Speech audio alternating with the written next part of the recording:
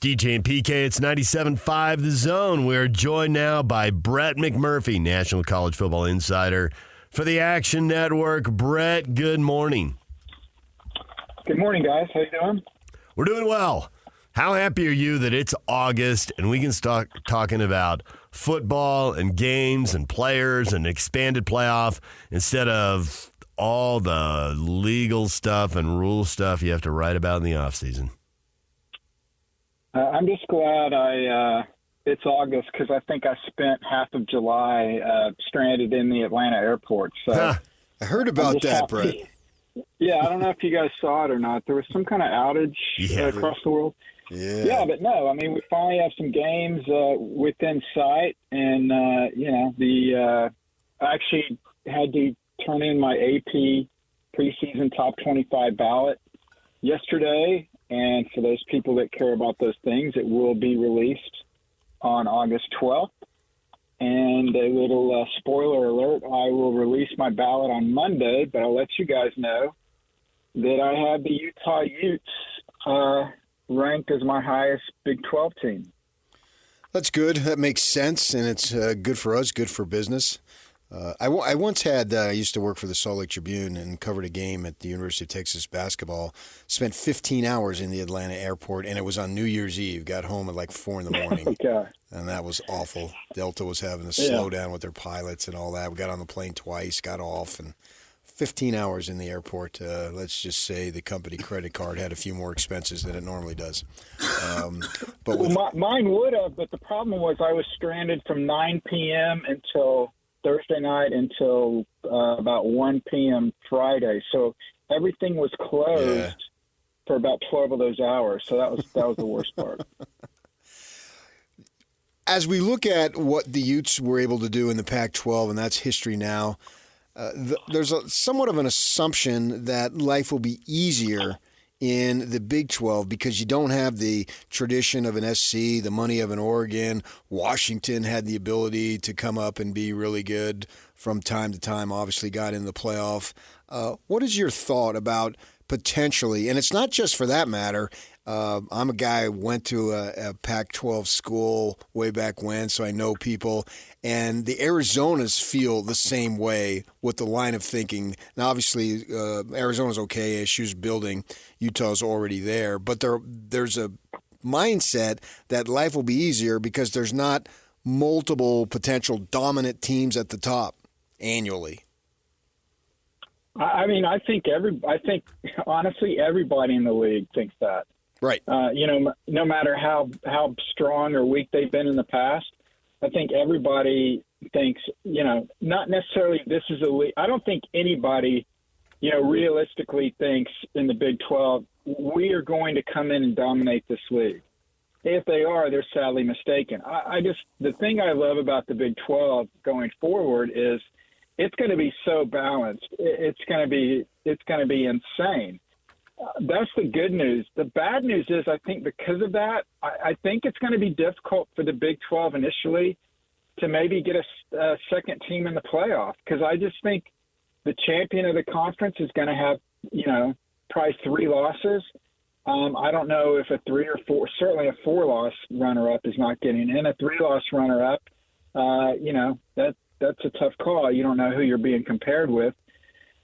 But, I mean, you look at what Utah's done. They got to the Pac-12, and I was doing some research for some stuff later in the year that I'll share with you guys. So the last 13 years, there's been 16 schools that have joined or moved into a Power 5 conference or changed Power 5 conferences. Of those 16, Utah is the only one that has had a winning record in conference play more than half of the years they've been in the league. And it's not even close. Utah's had a winning record in the Pac-12 9 out of 13 years. The next closest is Pitt, 5 out of 11 in the ACC. You've got 8 of these 16 schools have only had a winning record one time in their new league. So I think what Utah's done nationally is kind of been taken for granted because they've made it look so easy. And you compare them with everybody else that have made the moves to these new conferences, Nebraska, A&M, Missouri, West Virginia, nobody's had close to the success Utah has had. Plus, you throw in the Rose Bowls. So, yeah, I think Utah is certainly starting at the top as far as the Big 12. But just because of all the success they've had in the Pac-12, I don't necessarily think it's going to automatically translate and they're going to be the bell cow and everybody else is playing for second. But certainly what they've done in the Pac-12 is very, very impressive. And that's why I think myself and a lot of people, have them as the pick to win the Big 12. I just think ultimately the league is just so crazy balanced. It's actually easier. I've said this before. It's actually easier or quicker to name teams in the conference that I don't think can win it this year than it is to name who I think can win it. But certainly Utah comes in a great position. Obviously, Cam being healthy and it'll be fascinating to see how it plays out. Well, since it's so quick, go ahead and tell me who can't win it. I'm intrigued. Who can't win it? Okay, let's start it near the bottom. Arizona State, Cincinnati, Houston, Baylor, Colorado, and BYU. I mean, they can. That's just it's my opinion. I get it. But you think 10 I've teams? I've been wrong once in my life. 10 teams can and 6 teams can't. Can you name? Yeah, you could make it. You could make a. I think you can make a case for those other 10. I think Utah's the strongest of them all, but some of those that are kind of further down the list, you may be surprised, like a UCF or Iowa State. Their schedules, they miss the perceived top 5 or 6 teams, and so that kind of raises them up into having a better chance because they have a weaker schedule. Sorry to interrupt. No, that's fine. I just thought that your point that there's going to be a lot of 3 and 4 loss teams, it looks like the Big 12 set up the schedule so the top teams play each other enough to fill key TV slots, but don't play each other enough to beat each other up and wreck the odds of a second or third place team having a chance to get to 10-2 and get in the playoff.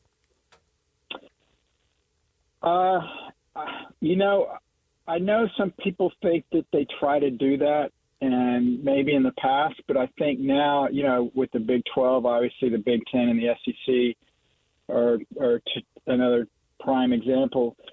Guys, TV runs the sport, and that's why we've got these bloated conferences. And when you have these bloated conferences, you want the highest TV ratings, and so you're going to pair up the biggest profile games you can, and that means Oklahoma plays Texas and Georgia in consecutive weeks. That means that you're going to have a lot of these marquee games. And I think, look, I'm not saying the Big 12 is the only one where the conference champ is going to have multiple losses. I think the SEC and the Big 10 champ both will have 2 losses. I think fan bases are going to be shocked, but when they see their favorite school that maybe used to go 12-0 and 11-1 have multiple losses because the schedules are just so insane because of TV, including the Big 12, and also kind of, continuing on that trend is now you have a lot of schools, that historically maybe have had big leads in the second half and kind of rested their starters and kind of waited till next week.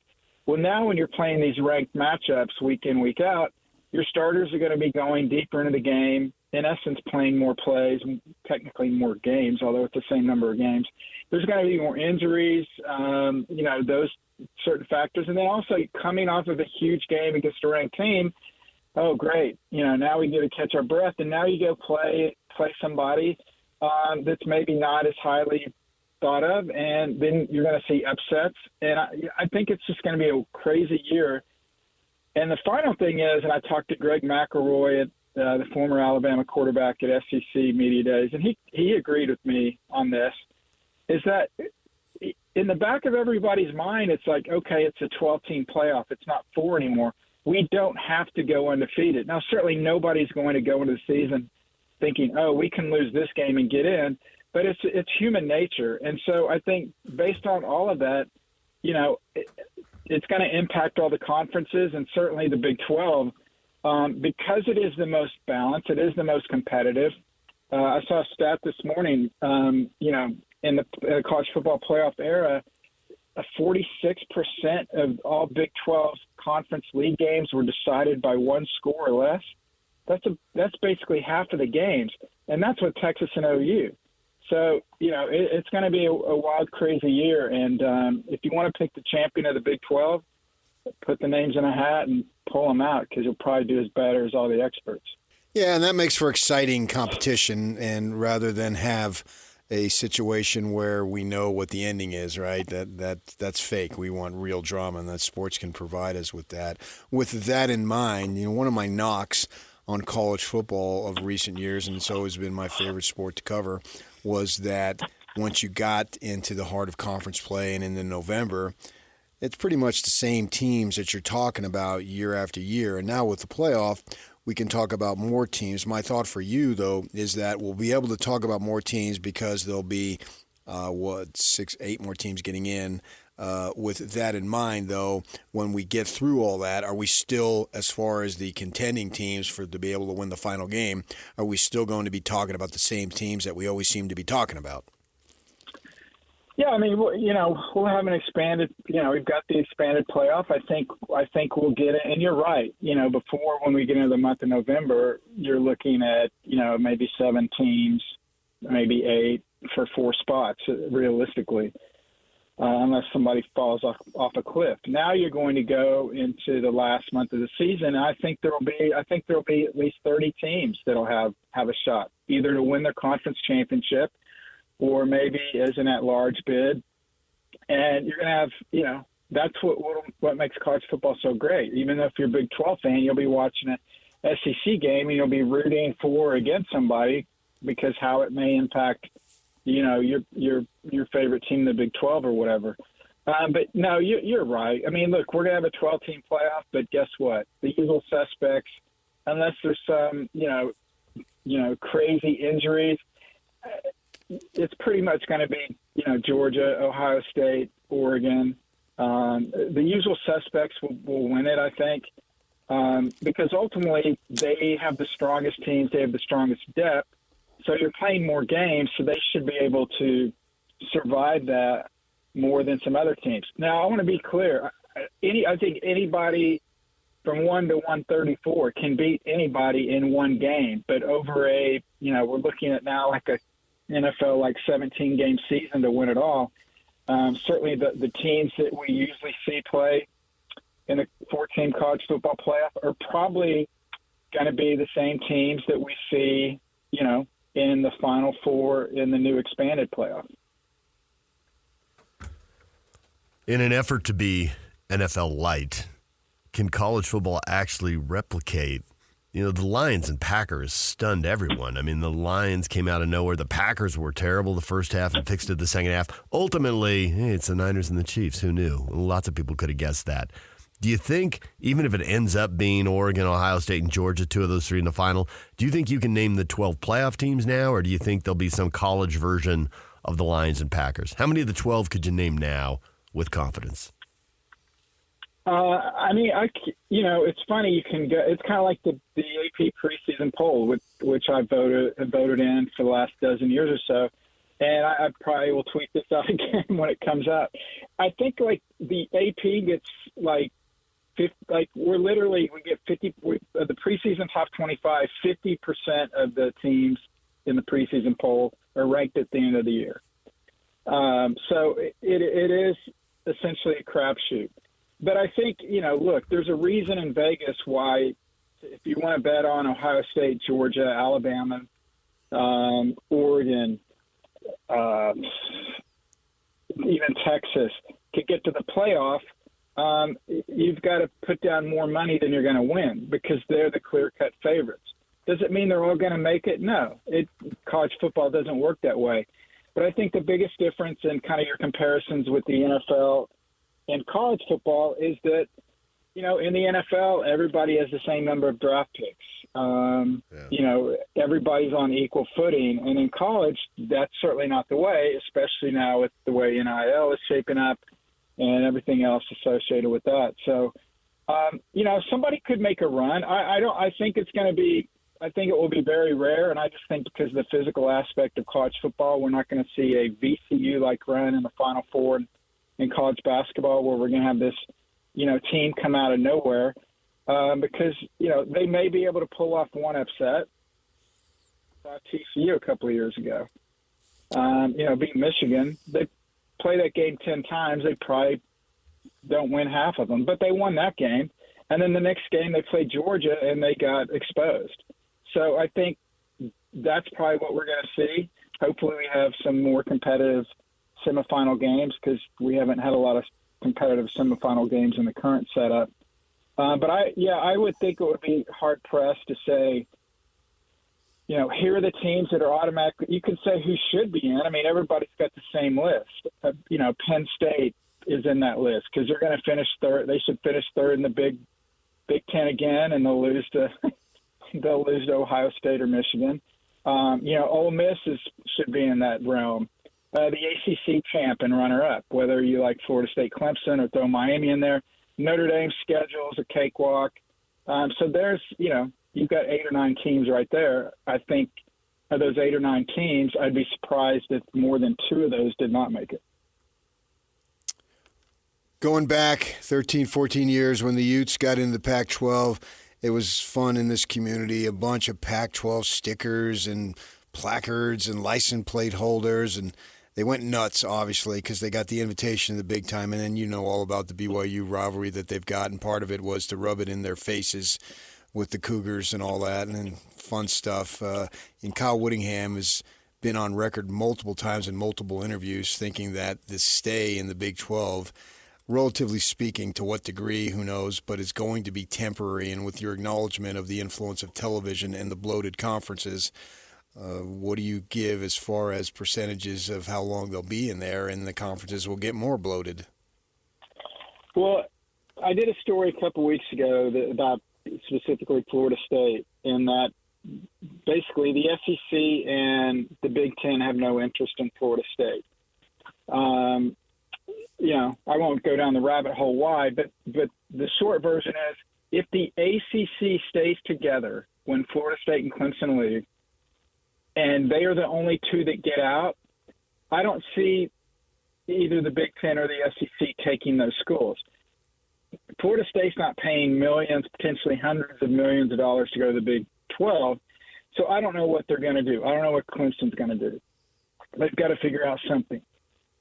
However, if it does happen that by them leaving the conference blows up, or the ACC or the TV deal is no longer valid, and everybody can get out, at a low amount, then you're going to see massive realignment. You're going to see shocking.